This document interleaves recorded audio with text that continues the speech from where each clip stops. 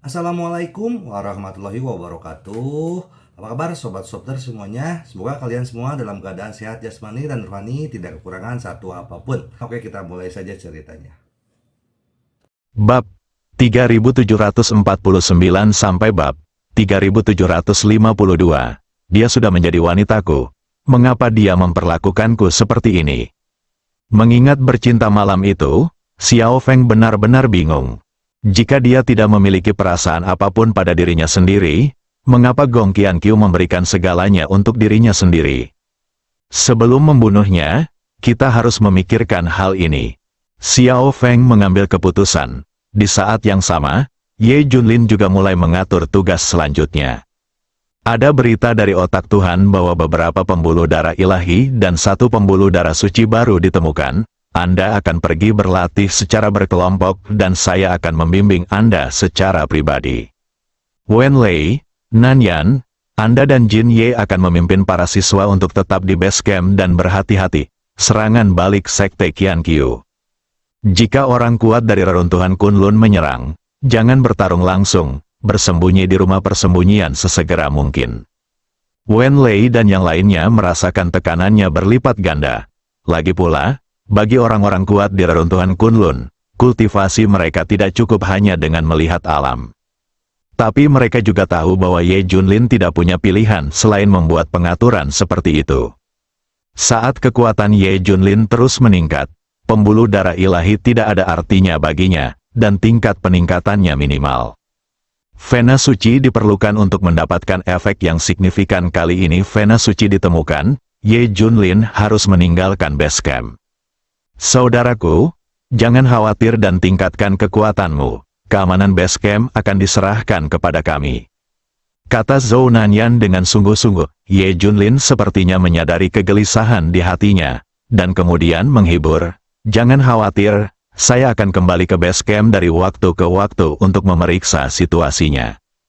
Dan saya juga telah meningkatkan intensitasnya, rumah persembunyian dan formasi pertahanan periferal, bahkan untuk 3 orang suci. Bahkan jika orang kuat setingkat Zi menyerang, dia tidak akan mampu menembus penghalang pertahanan dalam waktu singkat. Kamu punya cukup waktu untuk bersembunyi di dalam rumah persembunyian. Jadi begitu, Wen Lei dan yang lainnya menghela nafas lega. Ternyata Ye Junlin sudah punya rencana cadangan. Tanpa rasa khawatir, Ye Junlin mulai mengajak orang untuk berlatih. Dia juga datang ke tubuh tempering pembuluh darah suci, dan tingkat kekuatannya meningkat lagi. Segalanya tenang dalam beberapa hari berikutnya, dan ketegangan di antara anggota base camp agak mereda.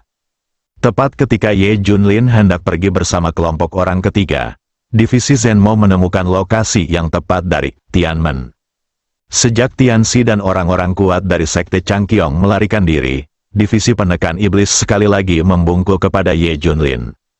Selain itu, Tianxi telah mengirimkan perkiraan koordinat lokasi sebelumnya, dan setelah pencarian menyeluruh, kerja keras akhirnya membuahkan hasil. Jin Ye, bawalah mereka ke peningkatan tubuh tempering pembuluh darah ilahi. Kamu juga tahu tekniknya, jadi izinkan aku mengajarkannya padamu. Ye Junlin berkata dengan suara yang dalam. Sekarang Tianmen telah ditemukan, aku harus pergi dan selidiki sendiri, kalau tidak aku tidak akan khawatir. Ye Junlin masih tidak tahu seberapa dalam air di reruntuhan Kunlun sebelumnya, tapi sekarang dia hanya pergi menyelidiki untuk memastikan dia mengetahuinya. Jangan khawatir, Guru Ye, saya berjanji akan menyelesaikan tugas ini, kata Ning Jinye dengan percaya diri. Sejak ditempa oleh pembuluh darah super spiritual, kekuatan Ning Jinye meningkat pesat, dan dia sekarang mampu berdiri sendiri sepenuhnya. Setelah Ye Junlin membuat pengaturan, dia pergi untuk menyelidiki sesuai dengan informasi lokasi yang diberikan oleh Divisi Penindas Iblis. Sepanjang jalan diam, Ye Junlin akhirnya tiba di lokasi terdekat. Bukankah ini gurun terakhir yang aku lacak terakhir kali? Ye Junlin melihat sekeliling, merasa agak familiar, tapi itu jauh dari lokasi yang dia lacak terakhir kali. Tuan Ye, jaraknya tidak jauh, kami ingin masuk untuk menyelidiki, tetapi kami semua dihempaskan oleh kekuatan yang tidak terlihat. Saya benar-benar tidak berani mendekat, elit dari divisi penindasan berkata dengan hati-hati. Ye Junlin melihat ke arah jarinya, masih ada gurun di depannya, dengan gundukan pasir di tengahnya. Namun, betapapun besarnya badai yang terjadi di sekitar bukit pasir ini, tetap saja ada keheningan di sekitar bukit pasir tersebut. Seolah-olah ada kekuatan tak terlihat yang mengelilingi bukit pasir yang mengisolasi angin dan pasir dari dunia luar. Sesuatu yang aneh, melihat ketakutan yang masih ada di mata elit divisi penekan iblis, Ye Junlin tidak memaksakan diri dan berkata dengan suara yang dalam, "Kalian tetap di sini, nanti." Ya, elit divisi penekan iblis berkata tanpa ragu-ragu. Dia dengan cepat mundur dan tak lama kemudian berada ratusan kaki jauhnya. Ye Junlin sedikit lucu, itu hanya gundukan pasir, tapi sangat menakutkan seperti harimau, begitukah? Saya tidak melihat sesuatu yang aneh di sini sebelumnya. Mungkinkah situasi ini terjadi secara kebetulan? Ye Junlin sedikit bingung. Dia telah mencari secara ekstensif di gurun terakhir kali, tetapi dia tidak menemukan pemandangan yang begitu aneh. Kalau tidak, saya akan datang ke sini untuk mencari tahu. Ye Junlin bergegas keluar dan segera tiba beberapa meter di depan gundukan pasir yang aneh. Benar saja, itu adalah fluktuasi energi yang disebabkan oleh formasi. Setelah mengamati dengan cermat, Ye Junlin menemukan bahwa ada fluktuasi kekuatan samar yang beredar di dekat bukit pasir. Terlebih lagi, lapisan gelombang ini berfluktuasi dengan sangat teratur, seolah-olah merupakan perisai energi yang dirancang dengan cermat, justru karena keberadaannya badai tidak dapat menggerakkan perbukitan. Saya ingin melihat seberapa kuat formasi ini.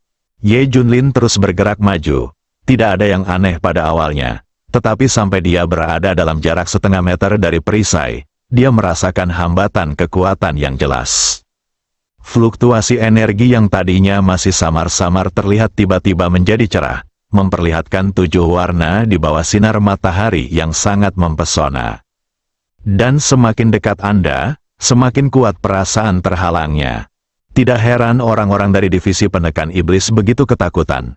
Jika saya tidak cukup kuat, saya khawatir saya akan terpesona oleh kekuatan ini dan menderita luka dalam yang serius saat ini. Lanjut Ye Junlin untuk bergerak maju. Dengan pesona emas mekar di tubuhnya, melawan rintangan kekuatan bertabrakan dengan hebat. Kekuatan ini cukup kuat. Ye Junlin sedikit terkejut. Kekuatan perlawanan ini mungkin setara dengan pukulan terkuat dewa jahat awan api. Jika kamu tidak memiliki kekuatan yang cukup untuk menerobos formasi, kamu pasti akan dihadang oleh kekuatan formasi tersebut, atau bahkan terluka parah dan mati. Sepertinya inilah alasan mengapa orang biasa tidak bisa masuk ke Kunlun, reruntuhan. Formasi ini setara dengan memasuki reruntuhan Kunlun, ambang batas kekuatan. Memikirkan hal ini, Ye Junlin tiba-tiba mengerahkan kekuatannya, dan perasaan terhalang tiba-tiba menghilang. Namun, saat Ye Junlin memasuki perisai kekuatan formasi, pemandangan di depannya berubah drastis. Di manakah langit yang dipenuhi pasir kuning, tidak ada angin yang menderu-deru. Di depan kami terbentang pegunungan yang sangat luas, dengan tumbuh-tumbuhan subur di seluruh pegunungan dan dataran. Anehnya, tidak ada auman binatang atau serangga. Ada keheningan di sekeliling, begitu sunyi hingga membuat orang merasa berbulu, seolah-olah ini adalah ruang hampa di mana suara tidak dapat merambat. Apakah ada orang di sana? Ye Junlin menyelidiki, dan suaranya menyebar jauh.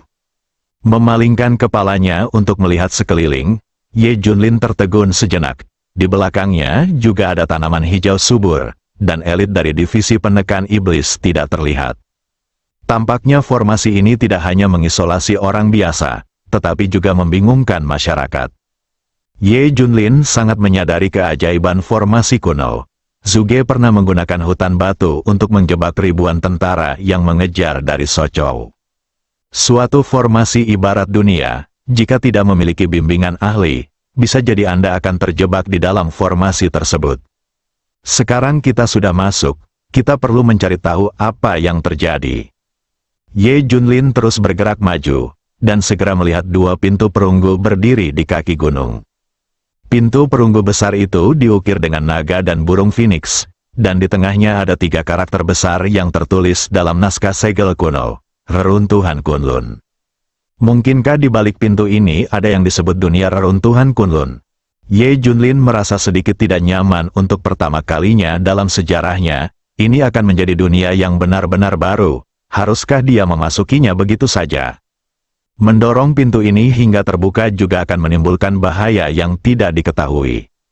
Meskipun dia mengalahkan 3 putra suci dan yang lainnya kali ini, masih belum diketahui berapa banyak orang kuat yang ada di reruntuhan Kunlun. Sekarang kita telah mengetahui di mana Tianmen berada. Belum terlambat untuk menunggu sampai kekuatan kita meningkat sebelum masuk.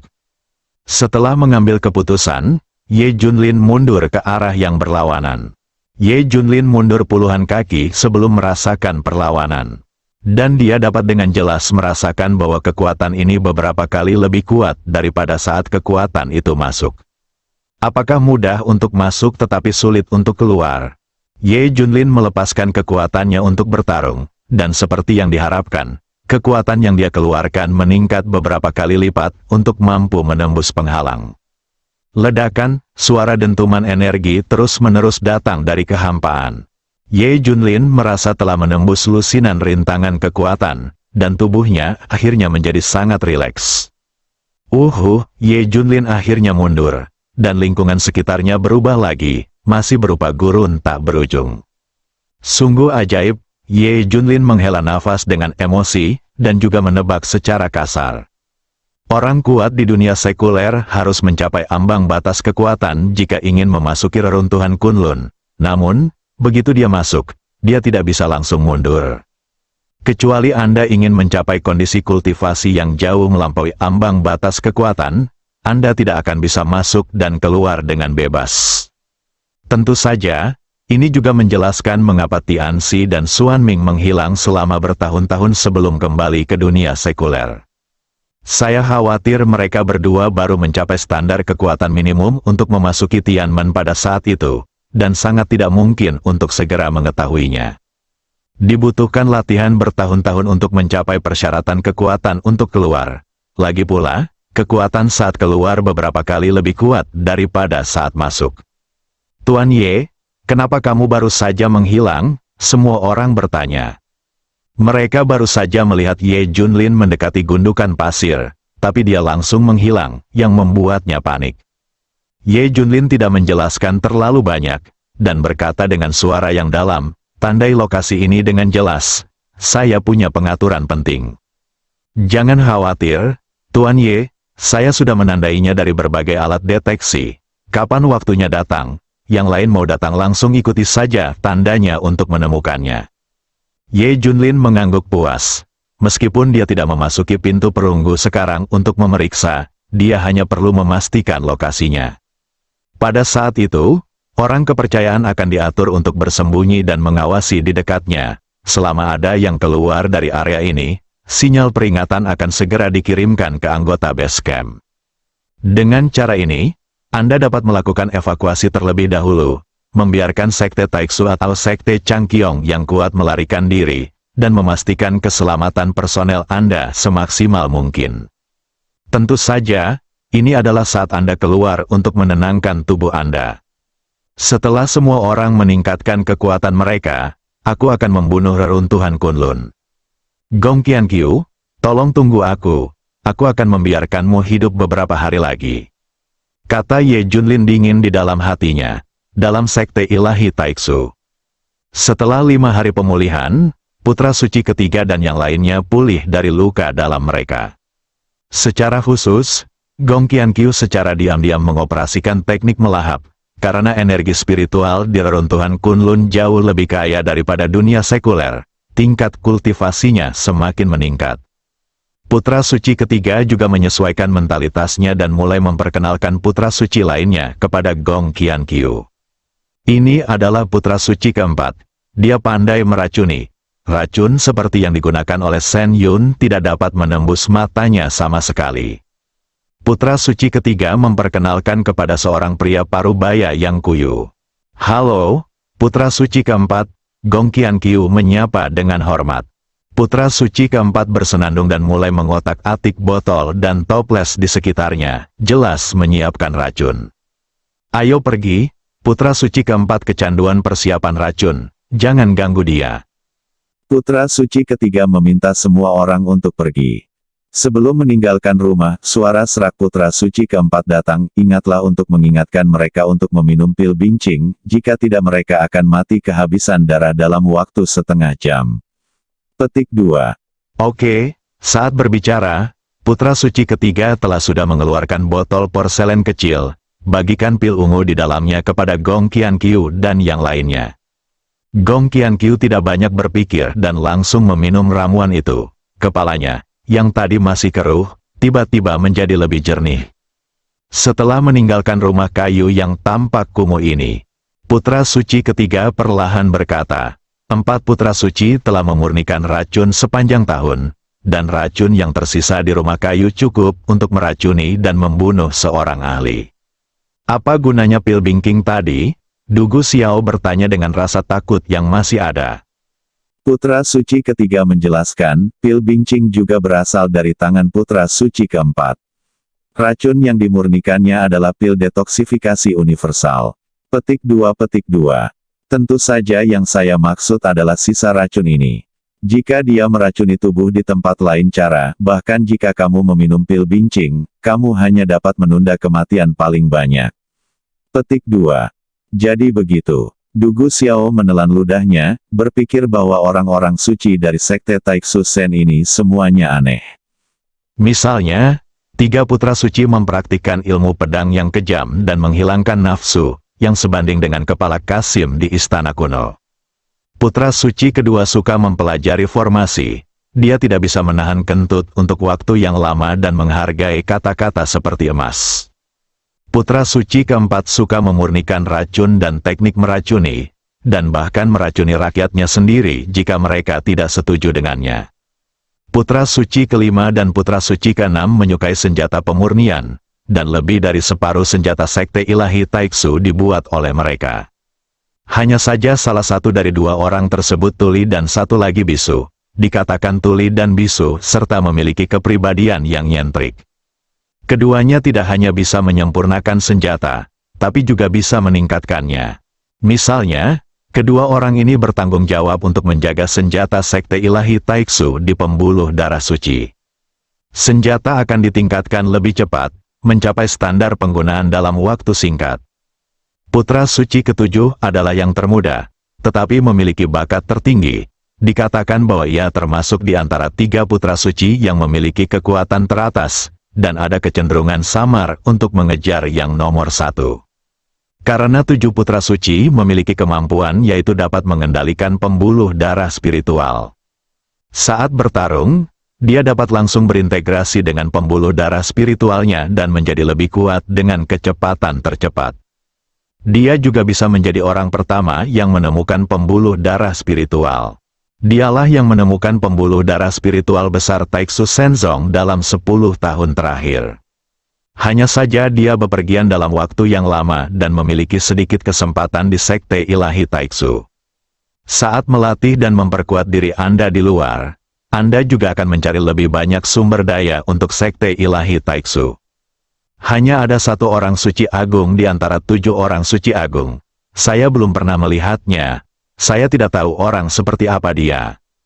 Gong Qianqiu merasa sedikit kesal. 6 orang suci, termasuk orang suci ketiga, hampir tidak mengatakan apapun padanya. Aku tertarik. Satu-satunya putra suci ketujuh yang kuat tidak ada di sekte ilahi Taiksu. Sungguh banyak hal yang tidak masuk akal. Apakah keterampilan pesona pemimpin yang tak tergoyahkan ini akan gagal di sekte ilahi Taiksu? Gong Qianqiu sedikit tertekan. Tentu saja lebih dia marah, dan dia tidak bisa menahan diri untuk tidak melontarkan komentar aneh. Namun, pada saat ini, saya mendengar putra suci ketiga tiba-tiba berkata dengan serius, Qianqiu, sebelum Anda bertemu dengan putra suci agung, saya ingin memperkenalkan dia kepada Anda. Tolong beri saya nasihat Anda, putra suci ketiga. Gong Qianqiu bisa merasakannya, melihat perubahan emosional putra suci ketiga. Tiba-tiba aku merasakan firasat buruk di hatiku. Anda harus tahu bahwa ketiga orang suci itu tidak terlalu pendiam ketika bertemu dengan orang suci lainnya, tetapi mereka jelas-jelas gugup saat ini. Mungkinkah putra suci agung tidak mudah bergaul? Merujuk pada putra suci lainnya, saya khawatir aura putra suci agung itu terlalu kuat. Putra suci ketiga merenung untuk waktu yang lama, dan kemudian perlahan berkata, putra suci agung adalah yang terkuat di antara kita, dan juga merupakan murid favorit Master Sekte. Dan mengenai putra suci agung sebagai penerus masa depan Taiksu Sekte Ilahi, hampir tidak mungkin. Ini adalah kesepakatan yang sudah selesai. Seperti yang diharapkan dari putra suci agung, Gong. Qiankyu berkata dengan penuh emosi. Ini jelas merupakan kandidat terbaik untuk paha. Putra suci ketiga, adakah yang istimewa dari putra suci agung, Dugu? Xiao mau tidak mau bertanya. Putra suci ketiga tidak menanggapi secara langsung, seolah-olah dia sedang mencari kata-kata yang tepat untuk menggambarkannya. Putra suci agung sebenarnya sangat mudah bergaul. Ada pisau tersembunyi di dalam lelucon itu.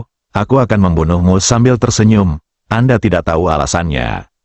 Sepertinya aku membawamu ke sana, dan dia membunuh beberapa dari kalian tanpa alasan. Jika dia tidak menyukainya, dia akan membunuhmu. Tapi, ilmu pedang yang dipraktikkan oleh putra suci agung benar-benar berlawanan dengan milikku. Saya seorang pendekar pedang yang kejam. Dan dia adalah pendekar pedang dari 7 emosi dan 6 keinginan. Dia paling menyukai wanita. Dia memiliki ratusan wanita. Putra suci ketiga memandang Gong Qiankyu. Kamu harus berhati-hati. Putra suci agung mungkin menyukaimu ketika dia melihatmu. Anda mungkin dalam bahaya. Bersambung.